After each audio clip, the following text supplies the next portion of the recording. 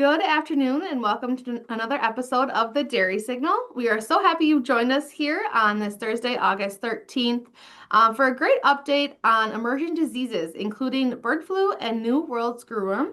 In addition, we'll also learn about some updates and management considerations for BVD. Today with us on the Dairy Signal, we have Dr. Keith Paulson, Director of the Wisconsin Veterinary Diagnostic Laboratory at the University of Wisconsin. A reminder that we have Dr. Paulson with us here, so if you have any questions, feel free to utilize our Dairy Signal platform to ask your questions. But with that, Dr. Paulson, if you want to take it away and start your update, that would be great. Sure. Thanks. Thank you again for having me, Emily. I always appreciate speaking on the signal. And after one of our last board meetings for PDP, I realized that my video is on and people can see me. So I made sure I wore a tie today. You look we very have, nice. yeah, thanks. We had some last minute kind of emerging disease issues to come to DC and talk to some of our federal and international partners about with actually foot and mouth disease. And then we were just talking about New World Screwworm at USDA with a really intensive response. And that response we found out is been just about over $1 billion. So I think we'll start with screwworm because that's what's in the headlines. And so why do we care what is screwworm and what's a new world versus an old world?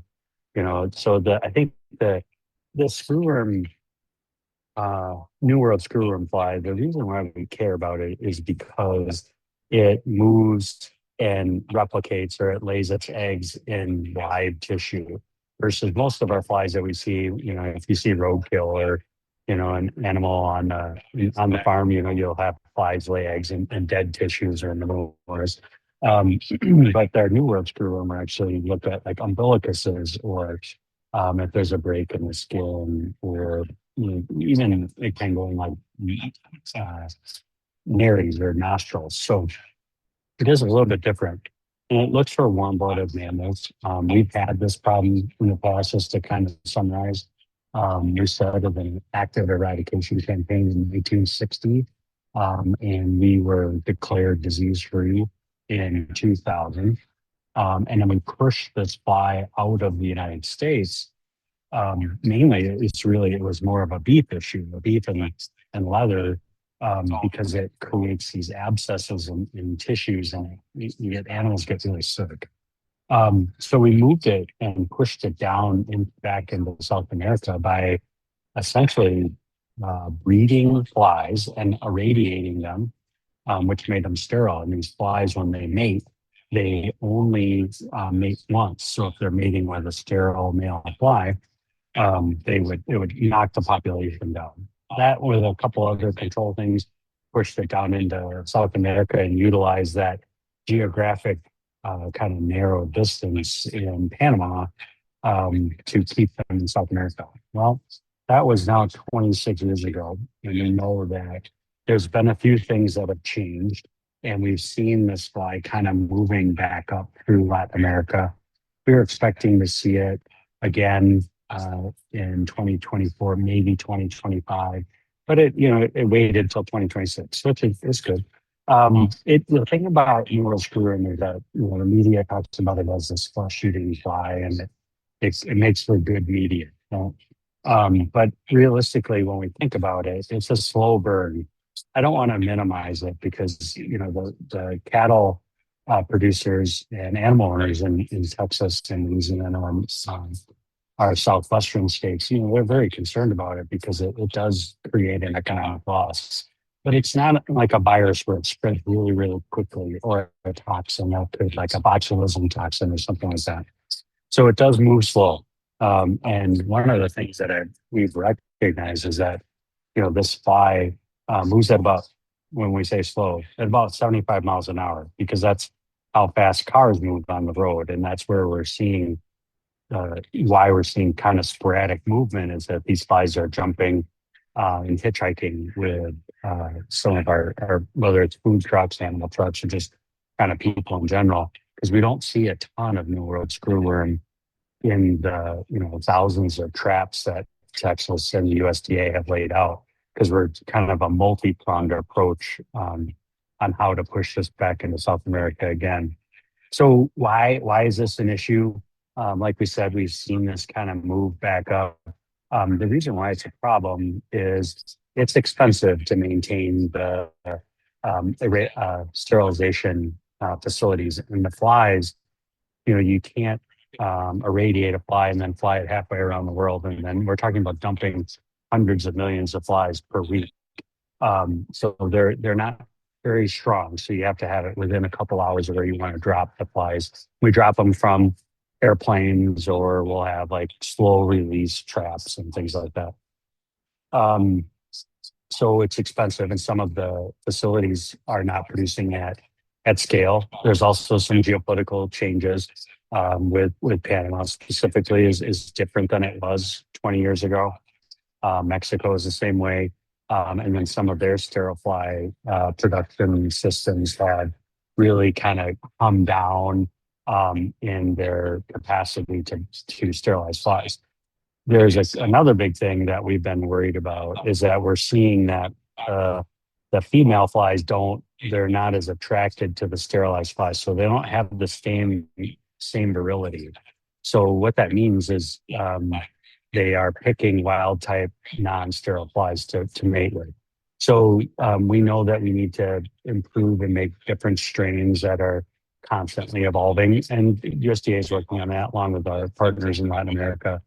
And then the other kind of really big thing is that when you compare our industry from 1960, 1970, 1980 to now, they're very, very different, right? We are moving tens of thousands of cattle every week, and we're moving 1 million pigs per day. So that really was not a thing, in the end of the 20th century. And so our industry is different, and we do that on purpose to be more efficient, more profitable, and to be able to feed the world. So there's a couple of different variables that went in there. And now we talk about, well, what are we going to do? Because we, like, even for Wisconsin, I know that there's listeners to the signal that are kind of all over North America, and I know we have some international listeners as well.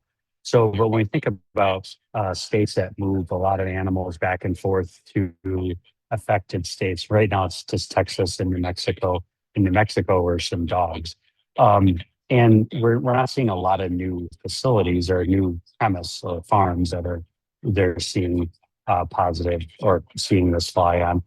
But we know that there's a risk. And so let's just take Wisconsin as an example. We move about 6,000 animals back and forth every month because we like to grow baby calves in that area because they do really well in hot, dry climates when they're on milk or up until they're pre-breeding, and then they come back as springers. That really helped us in the H5N1 outbreak, which we can talk about a little bit later. But we recognize what that risk is, and so we have additional checks, and we call CVIs, or certificates of veterinary inspection. So that's one thing that we're looking at is, as animals move back and forth, what are we doing to make sure that they have extra inspection, or if they're coming from a positive area or premise that they go into quarantine or they have another veterinary inspection. There's different types of topical or injectable treatments that we can use. There's even companies out there that are developing vaccines for ectopic parasites like flies and ticks, which I find to be pretty exciting because as the flies develop resistance to some of our treatments and preventatives, it's having new tools in the toolbox is really helpful. So, we do some extra monitoring and certificates of inspection, and that through Wisconsin's through the Department of Animal Trade and Consumer Protection. And so each state's going to do something just a little bit different depending on what their needs are. And all the state animal health officials talk on a regular basis.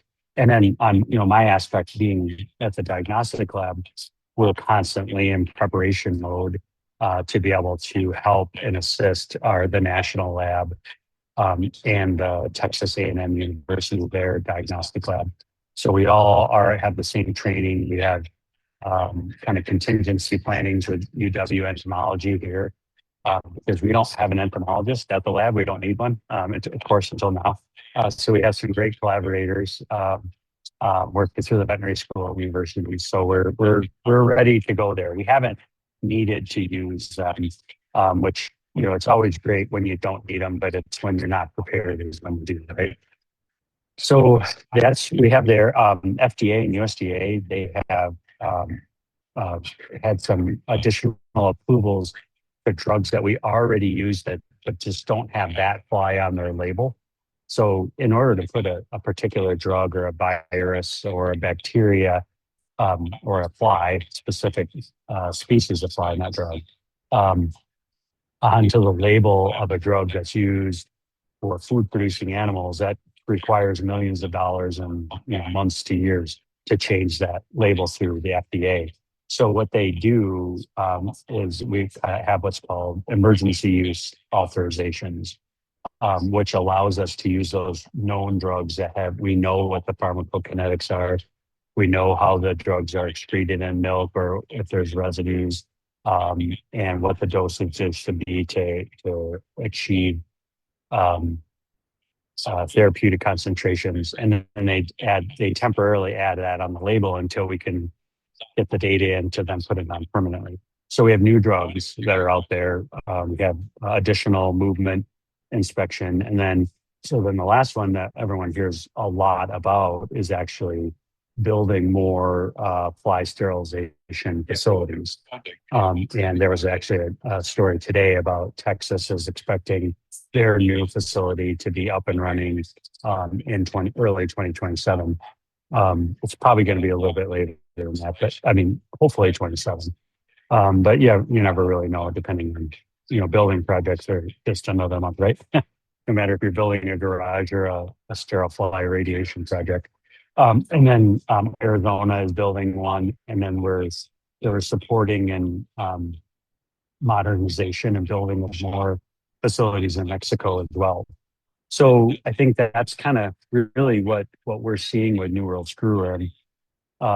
And depending on where you are in the country, what's your worry level? I think in Wisconsin is something that we need to watch. But and if we were to see a fly or an animal like a cat or an animal with a wound that we saw had these particular larvae or maggots in it, it'd be interesting, certainly, and we would have the appropriate response. And but we're ready for it. So my worry, in 1960 we didn't see these flies north of Missouri. The climate's a little bit different. Animals move very differently. The fly and tick populations are different. These are particular flies, but so I think my worry level for states in the upper Midwest and the northern states is pretty low. And we have this great insurance policy that comes around November called the hard frost, which is I'm a ski patroller, so I love the hard frost and snow. I'm sitting next to a veterinarian from Florida, and he's not into snow. But so we have that, and then we also, when we look at our industry now, what I think where we'll see more affected animals are more in the beef industry, maybe potentially small ruminants, where they're less intensively managed. Our dairies are not like that. We have eyes on every animal every day. So we have what we call good active observational surveillance. Where I would be more concerned would be wildlife. Maybe if we don't have a huge feral pig population, if any, in Wisconsin, but I know that that's a big deal even in states immediately to the south. So I think down in Texas, my concern would be moderate. There's, just like anything, the science is there. We have that understood. We're prepared. We're ready. We're bolstering things. But again, that's only a third of the equation. We also have the economics and the politics that go along with it. So I think with that, that's where you're going to see constant updates on New World Screwworm. I know Secretary Rollins from the USDA is going to do some listening sessions around the country, so people will have that opportunity. And there's a lot of opportunity to talk to your veterinarian talk to our area veterinarians in charge or our state animal health officials. And we have a big meeting actually coming up in Madison in October where all of those regulatory veterinarians and the lab folks get together. So I'm looking forward to that being in Madison to show off our industry and the university and just being around the state. So I think, but with that, I think where is my worry is actually not in the replies. It's more, what are we not doing? Because I think what's great is this created such a visceral response because it's something you can see. You can see the flies. You can see animals with abscesses. Just like in 2015 when we saw this particular fly in the key deer in the Florida Keys. The key deer are like pets down there, and that was a really big deal because they're endangered and they're only there. And we were seeing this fly, and how did it get there? Probably with people moving. But anyway, you know, so we had what we called, I think, an appropriate response, and that's what we're seeing now. Is that we're seeing an appropriate response. It was a little slow to get going initially, and we knew that it was coming, but it's really hard. You can't spend all your resources always on the small fires, right? We have to be able to triage it. So, but here's where my concern is that kind of leads us into a second topic on H5N1 or highly pathogenic influenza, is that we still see a threat from viruses and what we call transboundary animal diseases. And I think the big one right now, we have one that's active, it's just influenza. We still have the B as in boy strain active in Idaho and a few other states. It's much less than what it was in 2024 when we talked about it. But we have seen introductions in the D as in dog strain in 2025, including Wisconsin, Arizona, and Nevada. And we're pretty confident that that is coming from migratory birds because it's very prevalent in the migratory bird flyways. And we know we've been activated in emergency response mode since 2022. So I think when we think about H5N1, it's hard because you can't see the virus.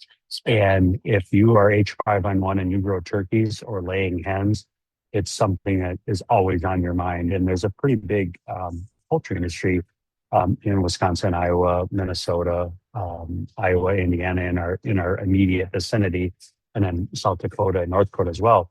But in the dairy side and the cattle side, they would get sick, but we didn't have high mortality.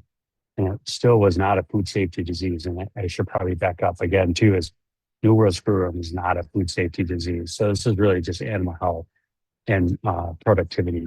So it's the same thing with influenza, but it's much more challenging because we don't have that same toolbox of a vaccine or strong long-term plans for surveillance. I think national milk testing strategy, which came out at the end of 2024, was very effective. It's not getting us to the end goal, but it's certainly been very helpful, and we're able to pare that back because we can't do surveillance forever. Now the question will be, well, what do we do in the next federal fiscal year, or what do we do 2 years from now, or 5 years from now, depending on if the wildlife reservoir of our wild birds still has highly pathogenic strains circulating in them. And I think when we look at that around the world, that it's going to be an issue that we continue to talk about. I think there is a licensed vaccine for dairy cattle, and Zoetis makes it, but it's not approved for use, mainly because there's a lot of trade issues behind it. And I know that there are other vaccines out there that are in development, but until I think there's an approval from the USDA and the state, depending on where you are, we're probably not going to see that in use. I think we'll see vaccine in poultry before we would see it in cattle. But there's a lot to go there, and with screwworm and flu still kind of going on at the same time, it is still something to think about. And I think the kind of the take home message for anyone on flu would be know where your animals are coming from or where they've been, assess your risk, talk to your veterinarian, and when in doubt, you can always call the state veterinarian's office, the diagnostic lab here. We're a national animal health laboratory network. And we'll be talking about it at this meeting coming up in October, Madison as well. So those are the questions I would have, just like any other biosecurity question of, well, I'm purchasing animals, but they're not maybe coming from one state. Maybe they're going to a different state, whether maybe they're coming from California, but they're stopping in Utah and then they'll stop in Kansas or Nebraska before they get here. And we're going to pick up animals or we're going to shows, right? There's big cattle shows coming, Dairy Expo, Louisville, New York. Those animals are moving all over. So, I mean, just being cognizant of what is my risk and what should I test beforehand to try and mitigate that or quarantine and biosecurity. There's tons of resources out there to do that. And we certainly, your veterinarian or maybe your processor or different associations like PDP or DACCAP and or the Cheesemakers Association, they have lots of great materials. Our National Milk Producers has awesome materials out there for biosecurity. And I do think we're learning a lot from the H5N1 to apply it to really the bigger threat that is, it's still just a threat. It's not right in front of us right now, would be foot and mouth disease, because we still see foot and mouth disease active on most continents, except for North America. We do see it in South America. It's a big problem in Asia and Africa. And we saw a few outbreaks in Hungary, Slovakia, and Germany in 2025. So it is something that if it were to come, it would be a very, very different situation for animal agriculture, be it in Mexico, Canada, or the United States. So National Milk Producers is Federation. They're leading a lot of studies about what can we learn, how can we maintain business continuity. And just like New World Screwworm, that's what our surveillance systems are for. And we have a huge infrastructure to be able to deal with this. And then, being able to triage and communicate if you have a question, ask a question. So I think those are kind of the two kind of updates on Screwworm. If you're living in the northern states, there's something to be cognizant on. Follow the news, ask questions, talk to your veterinarian. H5N1, same thing, but we're seeing it more in Idaho, Utah. We did see it move back to Texas, and we haven't seen anything recently, and nothing has bloomed in California. But the migration season is here. Unfortunately, all the robins, they all flew south again. That's my marker of when summer is coming to a close, other than the daylight's a little bit shorter. So we'll see. But we're ready to go. And that preparedness is kind of part of our ethos. And then along with that, the kind of the last thing that I wanted to talk about was we are working on, we have quite a bit of samples that we have for national testing strategy. And we're looking for some for farm and volunteers, and we'd like to work through their veterinarians because we'd like to test those samples for BVD and Mycoplasma bovis, because we can do that off of the nucleic acid that we've already extracted, and we don't have to pay for it to be extracted again. And why do we want to do that? And I think that we want to be able to validate herd level testing for something that we know is an endemic problem, whether it be BVD, especially in maybe herds that are expanding quickly, or maybe they're purchasing different environments, or different premises or different farms, maybe from family or in different areas, and they're moving animals back and forth. So we know that BVD is certainly something that is not super common in dairy, but it's still definitely there. And how can we build diagnostic testing so you don't have to test every single animal all the time? Can we move to population herd level tests and then go to individuals to then eradicate it? And we have vaccines to be able to use it. Same thing with Mycoplasma bovis is something that, we can do both tanks, but it would really be helpful because we have such an enormous data set available to us is that if we were to have a detection, we'd like to be able to work with the herd and their veterinarian to see, well, how many cows are in the tank? Are you willing to participate? And all the data we would consider it sovereignly secure. It's not if these are not reportable diseases, so we don't really have any data security issues.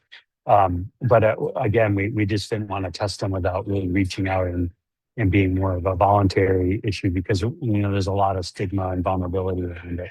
But these bulk tank tests, along with potential production records or things like that, really I think could be a game changer. And we've been working with many of our stakeholders in our different associations and in trade groups around the dairy industry about this is really something I think could help producers and their veterinarians to protect against. You may have spent 5 years you're notching calves to get rid of BBD on the herd. And it's hard to spend that $9, $10 a calf just for the test or pooling samples. It just takes a lot of time. And then, milk drops and we go away from it. And then all of a sudden we buy some new animals and it explodes again. And all that work went down the toilet. So that's really what we're trying to do is that we know that the future of diagnostic testing really needs to be herd level population based because we need to be able to better utilize our resources. Well, here's our opportunity to do that. And we're hoping, we have some good partners now and that will continue to develop over time. So that's something that if, listeners are out there and they're interested in helping or even knowing, because all that testing would be for free. If you've had maybe some reproductive issues or some BBD problems and you'd like to know, we have those samples once a month for about a year. So we can go back and do that. And remember, it's all confidential too. That's really important because that was a big problem when we started the surveillance program is that confidentiality is a key factor for everyone because it's not like people where we have HIPAA and CLIA, all the federal legislation that says you can't share the data. We don't necessarily have that in agricultural species with some rare exceptions like Colorado does, California does, but states like Wisconsin, Minnesota, those are I don't live in Minnesota. I can tell you in Wisconsin, there's very few limitations to that. So those are the three things that I think I really wanted to talk about updates in New World Screwworm. You're hearing a lot about it. Ask questions. H5N1's not gone. Likely we'll need to think about it in the future, but we want to be efficient. And then how can we, utilize taxpayer dollars to get more that took these samples? How do we utilize that to really help the dairy producers develop new tests to make them even more efficient and profitable in the future? Thank you for that. Dr. Paulson, for our farmers that are listening here today, if they want to volunteer to be a part of that milk testing strategy, what should they do? What's the next steps? Sure. It's infinitely easier if they're in Wisconsin, just because the Prem ID numbers, we have those in our database securely. But I think the easiest way to do it would be to talk to your herd veterinarian. And I know on some of our members or listeners here, they're going to have multiple veterinarians. So talk to your veterinarian. If you're in Wisconsin, you certainly can call the lab too. I don't want to do anything without the veterinarian because they're pretty critical to our herd health. Talking to your veterinarian, you could contact DACCAP as well, or even PDP, and you'll get to us one way or another. It's a small world. So yeah, I appreciate that. Yeah, and you already touched on my follow-up final question, which was what are the key takeaways? So you're really stealing my show here, which is perfect. But just want to say thank you to you, Dr. Paulson, and your entire team for always helping our farms be as proactive and prepared as possible, especially with animal disease outbreaks and just knowing what's going on. We truly appreciate having you as a resource and a friend of professional dairy producers. So thank you. Yeah, thanks for the opportunity. It's always a pleasure working with you and your team and all the members. Yeah, wonderful. I also want to say a huge thank you to our national partners with professional dairy producers who make programs like the Dairy Signal possible. To learn about them and all of our other industry's premier suppliers, head on over to PDP Prime on our website. But with that, we will wrap up today's episode of the Dairy Signal, and we look forward to seeing you back here next week. But for now, signing off from professional dairy producers, have a great rest of your day.